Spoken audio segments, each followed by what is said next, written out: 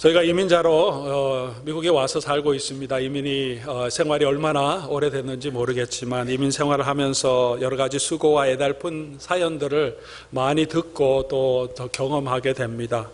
제가 처음으로 미국 왔을 때 30년도 더 된 것 같습니다. 저희 제일 처음에 일했던 곳이 제 집 앞에 있던 리커스토어에서 스타트맨으로 일을 했습니다. 제가 9월 달에 왔는데 연말이 되니까 12월 25일도 문을 열고 1월 1일 되기 전에 31일, 12월 31일도 문을 열고 이 아저씨 일하시는 거 보니까 여쭤봤죠. 처음에 왔으니까 잘 모르니까 언제 쉬냐고 했더니 쉬는 날이 없으세요. 리커스토어는 그냥 1년 365일 계속 열더라고요.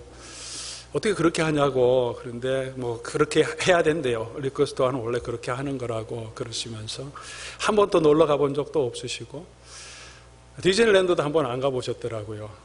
그리고 여행할 시간도 없고 잠깐 쉬면 하루 정도 쉬고 매니저가 좀 맡겨놓으면 거의 계속 그 일을 하고 계세요. 1월 1일 때도 연장 일을 해서 12월 31일 날 저도 좀 일하라 그래서 송구영신 예배를 못 가고 그날 저녁에 또 같이 아저씨 함께 있으면서 처음 미국 왔는데 그 자리에서 같이 송구영신 예배도 못 가고 그 리커스토어 구석에 술 사이에서 쭈그리고 앉아서 9시에 뉴욕에서 하는 그 세레모니 있는데 얼마나 서글픈지 제가 그 아저씨는 어떨까 그런 마음을 생각해 보았습니다. 그분이 나중에 알고 보니까 한양대 공대를 나오신 분인데 제가 전혀 몰랐어요. 배가 이렇게 나오시고 얼굴 별로 이렇게 관리도 안 하시고 티셔츠 하나 입고 그냥 나와서 일하시는 거 보니까 그러면서 그렇게 이민 생활을 하고 계세요. 그리고 이제 관두고 조금 얼마 시간 지난 다음에 그분은 이제 자녀들도 이제 많이 컸고 이제 조금 안정이 되고 은퇴할 때도 되고 리스크스 하니까 어느 정도 수입도 많이 있으셨는데 암이 걸렸다는 소식을 들었습니다. 암 말기라고. 그런 일들이 우리 가운데 있습니다. 여러 가지 참 미국 와서 수고해서 노력하고 살았는데 살만할 때 되니까 우리 병이 나거나 어려움을 당할 때가 있습니다. 살만할 때 되니까 모든 것을 다 또 뱅크롭하고 잃어버리는 경우도 있습니다. 또 다른 분은 부부가 열심히 일해서 아무 가진 자본이 없으니까 두 분이 열심히 일해서 돈을 모아서 이제 조그만 가게 레스토랑을 하나 샀는데 또 거기도 일을 해야 되니까 두 분이 또 같이 일을 해야 되면 아침부터 저녁까지 아이들 돌볼 시간이 없으니까 옛날에는 또 아이들이 또 다른 잘못된 길로 많이 빠졌는데 아들이 나쁜 친구들과 어울리고 갱들과 어울리면서 마약 또 다른 폭행 사건에 연루돼서 감옥에 가게 됐어요. 너무 힘들고 답답하니까 저한테 부탁해서 좀 한번 면담도 하고 이렇게 감옥에 이렇게 또 면회 좀 갔다 오라 그래서 제가 함께 가서 면담하고 또 나올 때도 좀 상담해 주고 있는데 우리 자녀를 위해서 이렇게 수고하고 애쓰고 정말 두 분이 땀을 흘려서 아침부터 저녁까지 일했는데 결국 그런 일들이 생길 때도 있습니다. 잊지 말아야 하지만 이민사회의 우리의 아픔이죠. 우리의 수고가 헛된 것으로 드러날 때가 참 많습니다. 그럴 때 얼마나 참 인생이 허무하고 나의 수고가 이게 뭔가 하는 그런 자괴감이 들 때가 많습니다. 물론 약간 다른 버전이겠지만 아마 여러분의 삶과 우리의 삶에도 이런 경험들이 이렇게 저렇게 다 있을 줄 압니다. 우리의 수고가 헛되지 않을 수 있다면 노력하고 애쓰고 땀 흘리고 수고한 만큼 보람이 있는 결과가 나타난다면 얼마나 좋겠습니까? 그것이 다 우리가 바라는 것이 아니겠습니까? 때는 우리가 너무 어리석어서 정말 중요한 것을 놓치고 노력은 노력대로 하는데 그 노력으로 우리가 원하는 것을 얻지 못할 때가 많습니다. 우리 신앙은 어떨까요? 우리 신앙을 한번 돌아볼 수 있기를 바랍니다. 오늘 사도 바울은 우리가 읽었던 본문 16절부터 나의 생명의 말씀을 발표 나의 다름질이 헛되지 아니하고 수고도 헛되지 아니하므로 그리스도인 아래 내가 자랑할 것이 있게 하려 함이라. 그렇게 그의 수고가 헛되지 않도록 사도 바울이 얼마나 복음을 위해 수고했습니까? 자기의 생명을 다해서 어떤 사도보다 자기가 더 많이 괴로움을 당하고 더 많은 어려움을 당했고 돌에도 엄청나게 많이 맞았고 40에 하는 감한매도 수없이 맞았고 죽을 뻔도 했고 파선했고 굶주림도 처했고 길에 여행의 어려움도 많이 당했습니다. 그런 고생을 했는데 그 고생이 헛되지 않는, 정말 하나님 앞에서 그리스도의 날에 하나님 내가 이렇게 했습니다, 나의 사역의 결과가 이것입니다, 기뻐하며 즐거워할 수 있는 그런 근거가 오늘 이 본문에 나타난다고 사도 바울은 말하고 있습니다. 그게 뭡니까?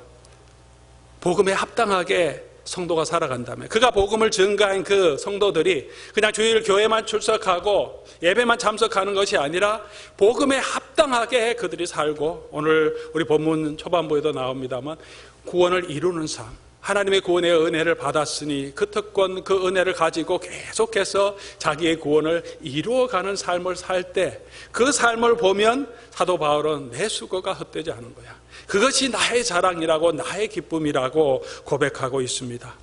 오늘 저와 여러분들, 우리가 신앙생활을 열심히 하고 있습니다. 교회 봉사도 하고 있습니다. 주일 다른 데 가지 않고 오늘 이 자리에 나와서 이곳에 앉아서 예배를 드리고 있습니다. 이 모든 수고가 헛되지 않는 수고가 되어야 되지 않겠습니까?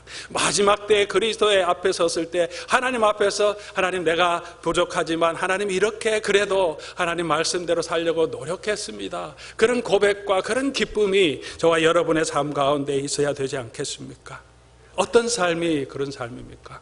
저와 여러분이 복음에 합당한 삶, 받은 은혜대로, 그 은혜대로 우리가 살아가는 삶, 구원을 이루어 나가는 삶이라고 사도 바울은 우리에게 말해주고 있습니다. 오늘 본문은 1장 27절에서부터 오늘 2장 18절까지 한 유닛으로 구성되어 있습니다. 1장 27절부터 사도 바울은 그 전에 사도 빌립보 교회 성도들과 안부를 물은 다음에 이제 본격적인 권면을 시작하면서 27절에 복음에 합당하게 생활하라, 그렇게 권면합니다. 그렇게 시작하면서 27절에 한 단어를 쓰는데, 내가 너에게 가보나 떠나 있으나, 그리고 그 말을 다시 반복해서 2장 12절에 너희가 나 있을 때뿐만이 아니라 지금 나 없을 때에도, 이렇게 똑같은 말로 시작합니다. 그래서 1장 27절에서 2장 4절까지 하나의 유닛이 되고, 그 다음에 가운데 뭐가 있습니까? 우리 지난주에 공부한 대로 그리스도의 창가라고 한 예수님이 어떤 마음을 가지셨는지에 대한 기록이 있고, 그것이 끝난 다음에 다시 내가 있을 때나 없을 때나 너희가 구원을 이루라, 그렇게 말합니다. 앞부분에서는 공동체 안에서 어떻게 살아야 할지를, 우리가 한 마음 한 뜻을 가지고 대적하는 자들을 두려워하지 않고 복음의 신앙을 위해서 협력하고 서로 돕고 섬기는 하나님의 공동체를 세워가는 그 일이 복음에 합당한 삶이다. 그것에 성공할 때, 그것에 수고할 때 우리의 수고가 헛되지 않다. 하나님 앞에 섰을 때 우리가 자랑하고 기뻐할 것이 있다고 말하는 것입니다. 그 다음에 오늘 본문에서 읽었던 것은 이제 세상에서 저와 여러분이 어떤 자세를 가지고 살아야 하는지, 세상에서 우리의 구원을 어떻게 이루고 복음에 합당한 삶이 어떤 것인지를 사도 바울이 말해주고 있는 부분입니다. 오늘 저와 여러분들 세상에서 성도의 삶을 어떻게 해야 합니까? 다양한 우리 적용을 할 수 있겠지만 오늘 본문 말씀을 통해서 우리는 세 가지로 정리해 볼 수 있습니다. 첫 번째는 14절 말씀입니다. 모든 일을 같이 한번 읽어볼까요? 원망과 시비가 없이 하라.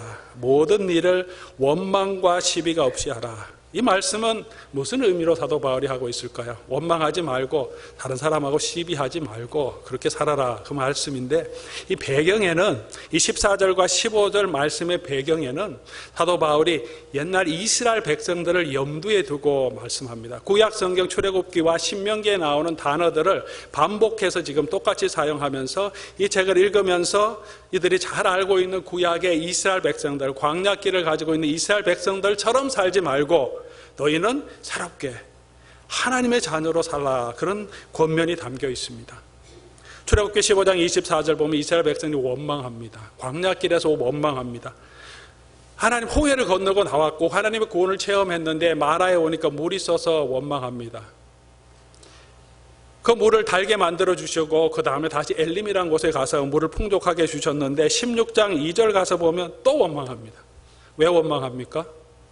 물은 있는데 음식 때문에 원망합니다. 물이 채워지니까 또 다른 부족한 것이 생각나니까 음식이 없다고 원망, 하나님께서 만나를 주십니다.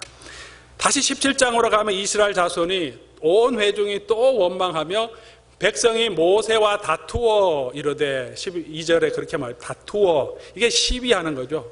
누가 옳으냐, 왜 이렇게 하느냐고 다투입니다. 원망과 시비를 하는 거죠. 왜 그렇습니까? 또 물이 없습니다. 이스라엘 백성들이 그렇게 자기네 삶의 어려움 때문에 물이 없으므로 하나님 앞에 원망하고 불평하며 살아가고 있습니다. 그렇게 살지 말라 하나님께서 말씀하고 있는 것입니다. 이스라엘 백성의 삶을 보면 조금 이해가 되긴 하겠습니다. 물이 없으면 얼마나 힘듭니까? 불편하고 힘드니까 하나님 앞에 원망합니다. 근데 물을 하나님 한번 주셨으면 계속해서 그 물은 떨어지지 않도록 늘 오아시스로 인도해 주시면 좋았는데, 한번 채워져서 만족을 얻었는데 또 가다 보니까 또 목마르고 또 물이 없어요. 우리 삶은 그런 때가 많지 않습니까? 우리가 경제적으로 어려운데 하나님께서 은혜로 채워주셔서 그 고비를 넘겼는데, 그럼 이제 좀 잘 되면 좋은데 좀 지나가니까 또 다른 어려움이 있죠. 또 물이 없는 거예요. 하나님 그냥 계속 좀 물을 주시면, 계속해서 상수도처럼 공급해 주시면 좋은데 가다 보면 또 물이 떨어집니다. 하나님께 원망하죠. 단순히 원망이 아니라 이젠 시비를 합니다. 다툽니다. 어떻게 하나님이 이렇습니까? 왜 내 인생은 이렇게 하나님 고생하게 해줍니까? 우리 환경을 보고 내게 없는 걸 보고 내가 힘든 것에 집중하기 때문에 하나님 앞에 원망이 나올 때가 많습니다. 우리가 세상을 살아가면서 우리가 하나님의 은혜를 받은 자로 이 세상에 살고 있는데, 저와 여러분의 삶은 어떻습니까? 우리 삶의 어려움 때문에 우리 입술에는 감사가 넘칩니까? 아니면 원망과 불평이 많습니까? 이것도 없고 이것도 안 되고 내 인생은 왜 이렇게 힘드나? 하나님 왜 이것을 주시지 않느냐? 하나님 앞에 원망이 있습니까? 고통 때문에 원망하기도 하고 불평 때문에 원망하기도 합니다. 하지만 이 세상에서 하나님의 자녀로 설 때, 성도가 구원받은 성도가 이 세상에서 하나님의 자녀로 설 수 있는 것은 우리가 매일 원망하고 우리의 삶을 불평하는 것이 아니라 우리 입술에 감사와 찬송이 넘칠 때 사람들이 저 사람 속에 있는 감사의 근원이 뭔가, 기쁨의 근원이 뭔가를 보게 되고 우리가 그 일을 통해서 복음을 증거할 수 있을 것입니다. 고린도전서 10장 10절에는 사도 바울이 이 이스라엘 백성들이 원망하다가 광야에서 멸망한 그것을 보고 반면교사로 삼으라고 말합니다. 오늘 그 일을 바라보고 우리 자신을 다시 한번 돌아볼 수 있기를 바랍니다. 원망과 시비는 우리의 영혼을, 우리의 복음의 구원의 기쁨을 앗아가는 아주 중요한 독과 같은 것입니다. 이 원망 때문에, 이 원망이 이스라엘 백성의 속에 들어있으니까 그것이 계속 반복됩니다. 또 채워줘도 또 원망하고 또 부족한 것이 늘 있기 때문에, 광야의 삶에 언제나 편한 것이 있겠습니까? 하나님께서 날마다 그들과 함께 하시며 일용할 양식에 줌에도 불구하고 불편한 것이 있는 것이 광야의 삶입니다. 불편한 것에 집중하면 원망이 끊어질 수밖에 없습니다. 원망이 그렇게 독이 되죠. 우리의 영혼을 앗아갑니다. 구원의 기쁨을 앗아갑니다. 우리의 삶의 형편을 한번 여러분 돌아보시기 바랍니다. 그래서 모든 약에는, 독약에는 경고문이 있습니다. 그냥 약에도 경고문이 다 있습니다. 아이들이 함부로 열지 못하도록, 지각 없는 아이들이, 분별 없는 아이들이 약을 그냥 열어서 막 먹지 못하도록, 독이 되면 안 되니까요. 우리가 분별 없이 독을 계속해서 마시면 큰일 납니다. 약품을 취급하는 회사에서 한 사람이 독약을 먹고 죽었습니다. 독약인지 표시해 두지 않았느냐고 적응하니까 다 해놨다고 합니다. 뭐라고 써놨느냐 그랬더니 데인저라고 크게 붙여놨다 그럽니다. 그런데 이 사람은 왜 이것을 마셨느냐 그랬더니 영어가 서툰 이 사람이 데인저라고 써놓은 것을 단 거로 읽고 단 건 줄 알고 마셨다고. 콩글리시 족입니다. 독약을 단 것으로 알면 죽습니다. 독약을 단 것으로 알면 죽습니다. 우리 불평, 원망은 독약인데 우리가 그것이 독약인 줄 알지 못하면 그저 내 삶에 그냥 일어나는, 당연히 그냥 살면서 하는 일로 생각하면 우리 영혼이 피폐해집니다. 우리는 찬양이 있습니다. 받은 복을 세워보아라. 하나님이 우리에게 주신 은혜가 얼마나 큽니까? 하나하나 세워보면 하나님의 은혜로 이곳까지 오지 않았습니까? 하나님의 은혜로 저와 여러분이 지금도 서 있지 않습니까? 어제나 오늘이나 동일하신 하나님이 내일도 내 삶을 지켜주신다고 약속해 주시지 않았습니까? 있고 없음, 풍족하고 부족함의 문제가 아니라 우리 삶의 자세의 문제죠. 많이 있다고 불평이 없습니까? 그렇지 않습니다. 많이 있어도 그 삶 가운데 또 불편한 거, 부족한 건 늘 있게 마련입니다. 우리의 만족을 채워줄 수 있는 모든 것은 없습니다. 우리가 하나님의 은혜에 집중하느냐, 나의 부족한 것에 집중하느냐, 우리의 삶의 자세에 달려 있습니다. 이스라엘 백성들은 자기가 없는 것, 현실의 불편함에 집중하니까 하나님 앞에 원망이 나옵니다. 저와 여러분은 무엇을 바라보아야 되겠습니까? 우리와 함께 하시며 우리를 동행하시는 하나님의 은혜를 바라보고 감사하는, 우리 입술에 감사와 찬송이 넘치는 저와 여러분들이 될 수 있기를 바랍니다. 아들과 말다툼한 아버지가 아들에게 편지를 한 것이 있습니다. 누구 것인지는 상상에 맡깁니다. 좋은 아버지가 되어주지 못해서 미안하다. 너를 잘 이해하지 못하고 노력했는데 잘 안 된다. 너가 잘 되기를 바라는 마음 때문에 내가 조금 너무 심하게 말했던 것 같다. 너가 있는 대로 내가 받아주지 못해서 미안하다. 그래도 나는 너로 인하여 너무나 기쁘고 내 인생은 참 복되다. 너가 있어 주어서 고맙다. 감사하다. 이 말을 전함으로 서먹했던 아빠와 아들의 관계가 다시 회복되고 마음의 기쁨이 넘치는 그런 일을 경험했습니다. 우리가 가만히 생각해 보면 때로는 답답하고 애가 이러면 안 되는데 속상해서 말을 많이 하지만 다시 생각해 보면 그 아이로 인하여서 우리가 누리는 기쁨이 얼마나 많습니까? 사랑은 내리사랑이라고 해서 우리가 다 주었는데 이 사랑도 알지 못하는 자녀라고 얘기하지만 우리가 그 아이 때문에 받는 기쁨은 얼마나 우리 속에 많습니까? 이민생활하면서 어렵고 힘들 때 우리를 지탱해주는 기쁨이 무엇입니까? 하나님도 기쁘지만 하나하나 자라가면서 나를 보고 웃어주고 아장아장 걸어가다가 조금 더 크고 유치원 가고 자라가는 아이들 보면서 여러분 우리 삶에 얼마나 큰 기쁨과 만족을 누리고 삶의 활력을 느낍니까? 그 아이를 생각할 때, 자녀를 생각할 때 감사한 것이 얼마나 많습니까? 부족한 것도 물론 있지만 감사한 걸 따져보면 내가 준 것보다 그 아이를 통해서 내가 얻은 것은 또한 얼마나 많은지 모릅니다. 부부관계는 어떻습니까? 때로는 짜증날 때도 있고 부족한 것이 보여서 화가 날 때도 있고 왼수라고 생각되지만 하나하나 생각해보면 아내로 인하여서 남편으로 인하여서 저와 여러분이 누리는 기쁨이 얼마나 많습니까? 감사할 것이 얼마나 많습니까? 사랑하는 성도 여러분, 우리 속에 하나님이 주신 은혜 참 있는 것에 대해서 감사하는 마음이 충만하기를 바랍니다. 그 감사를 표현할 때 그 상대방의 마음이 얼마나 기뻐집니까? 누가 나에게 감사를 표현할 때 얼마나 큰 자긍심을 느끼게 되고 기쁨을 누리는지 모릅니다.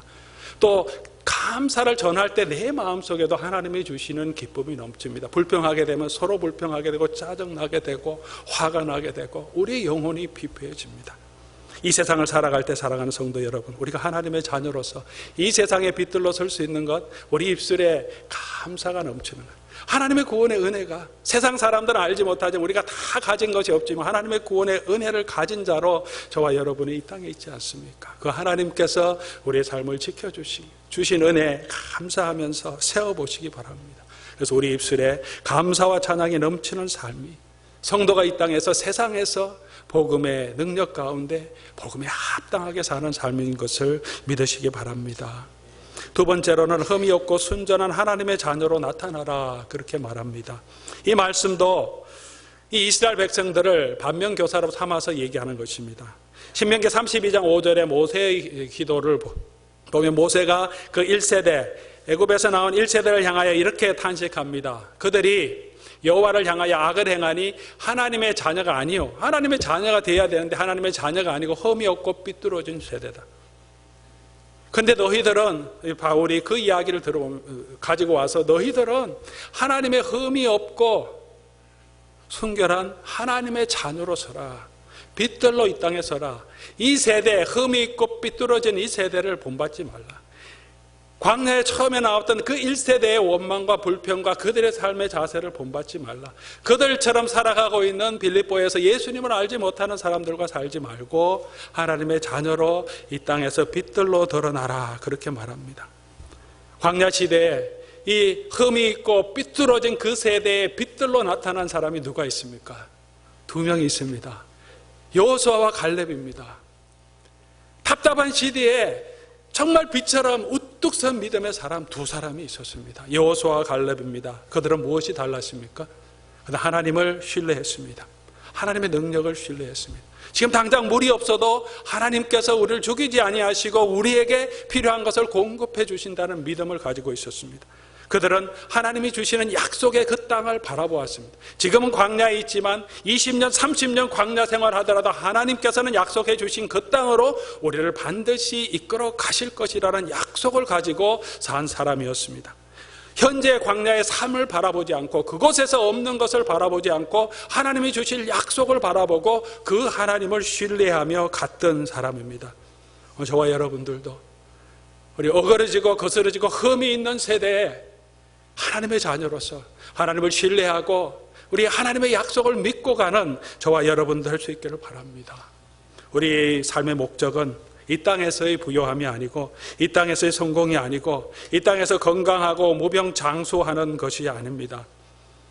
우리의 마음이 여전히 이런 것들을 우리의 삶의 목표로 삼고 하나님의 은혜로 우리가 이런 것들을 더 얻기를 원한다면 인생의 마지막에 우리는 우리의 모든 수고가 헛되다고 고백할 수 있을 것입니다.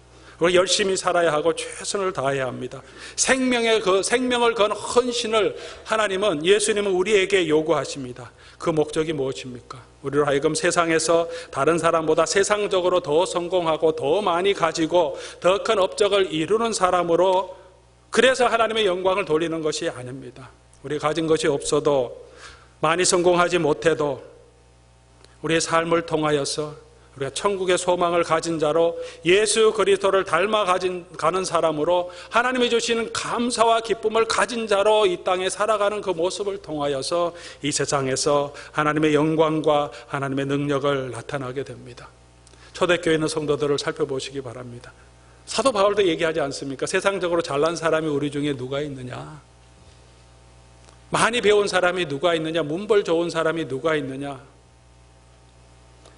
하지만 우리의 능력, 우리의 지혜는 우리 속에, 질그릇 같은 우리 속에 있는 예수 그리스도를 아는 지혜, 우리 속에 있는 하나님의 영광이다.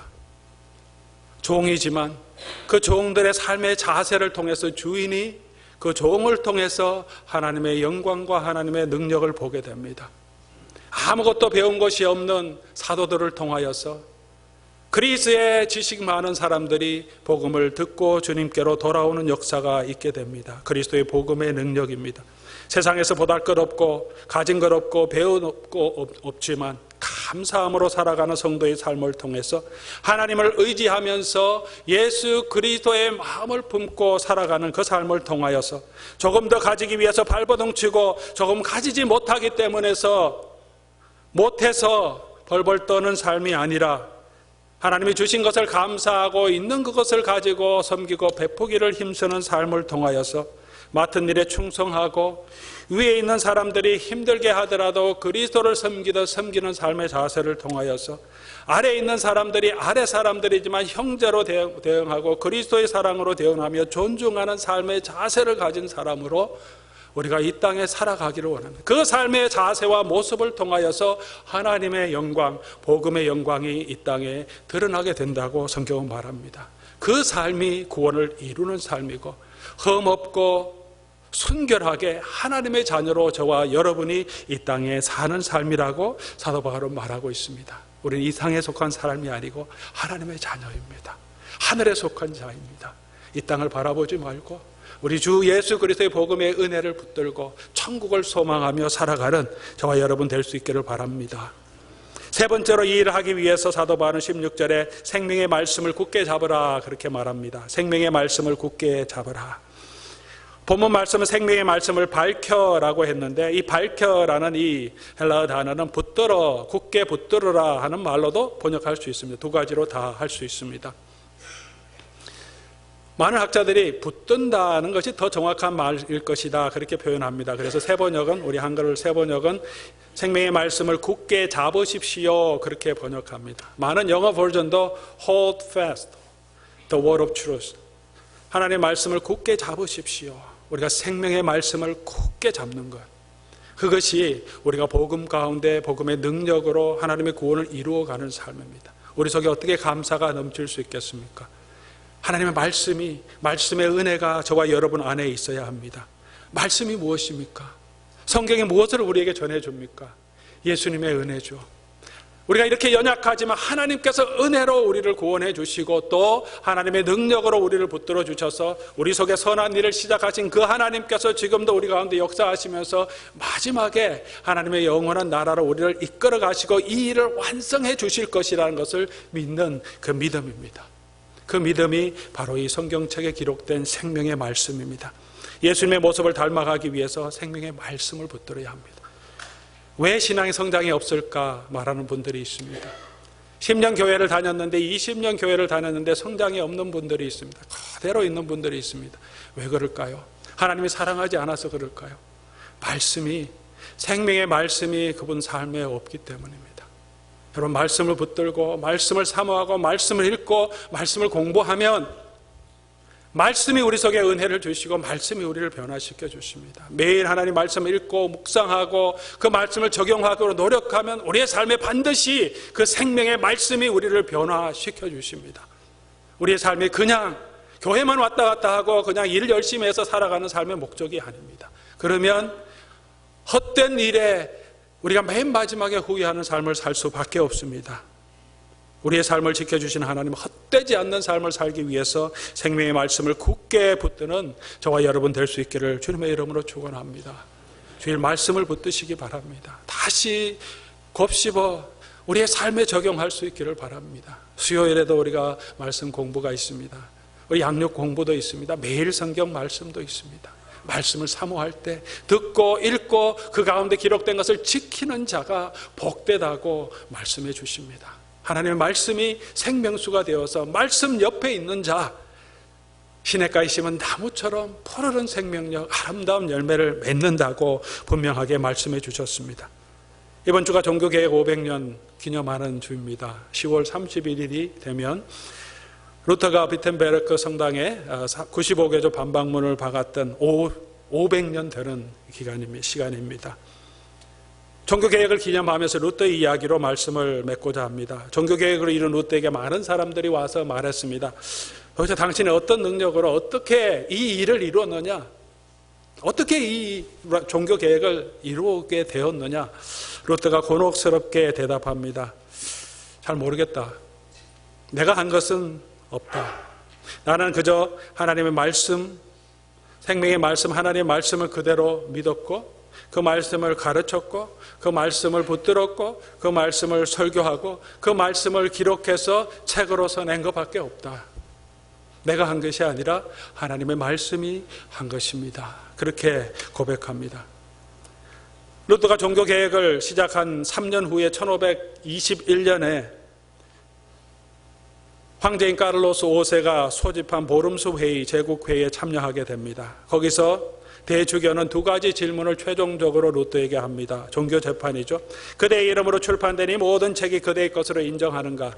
인정한다면 두 번째, 그대는 이 책에 쓴 내용을 철회할 준비가 되었는가? 마지막으로 많은 토론 후에, 디베이트 후에 이 두 가지를 질문합니다. 최종적으로 네가 말해봐라. 루터가 고민합니다. 하루만 시간을 좀 주십시오. 루터의 삶에 경험되었던 그 심리적인 압박을 우리가 볼 수 있으면 바로 얘기 못합니다. 자기 생명이 지금 화영장에서 사라질지 모르는 위기이기 때문에 하루만 좀 시간을 주십시오. 하루 고민하며 기도합니다. 그리고 확신 가운데 섭니다. 그리고 마지막 최종 변론을 왕 앞에, 황제 앞에 이렇게 고백합니다. 성경의 증거함과 명백한 이성에 비추어서 나의 유죄가 증명되지 않는 이상 나는 교황들과 교회 회의의 권위를 인정하지 않겠습니다.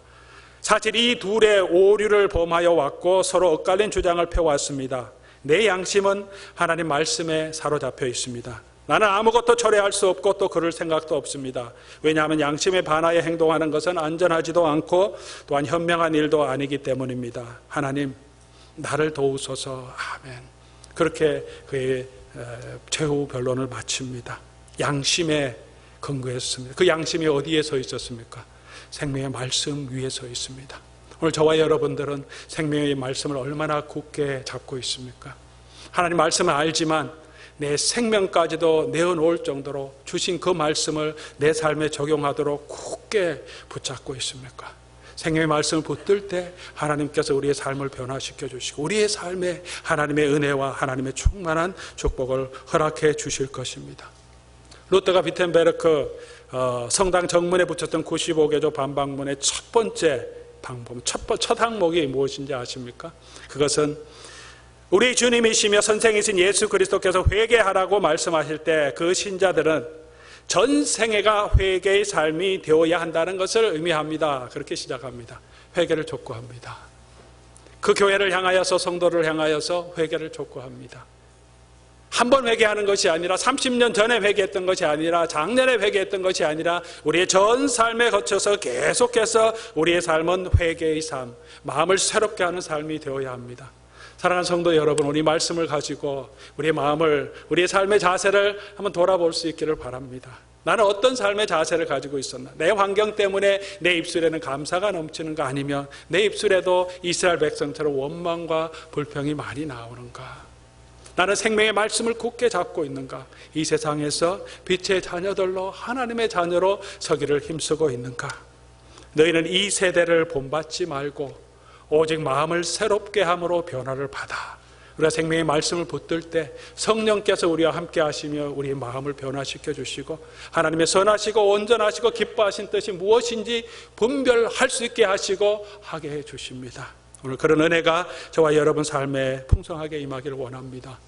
이 세상을 살아가는 동안, 우리 신앙생활 사는 동안 마지막 끝에 갔을 때 내가 하나님 앞에 자랑할 것이 이것밖에 없습니다. 내가 하나님만 바라보고 하나님만 믿고 하나님 영원한 나라 바라보며 살아왔습니다. 그 고백이 저와 여러분이 되게, 우리의 고백이 되고 그 기쁨이 충만한 저와 여러분의 삶이 될 수 있기를 주님의 이름으로 축원합니다.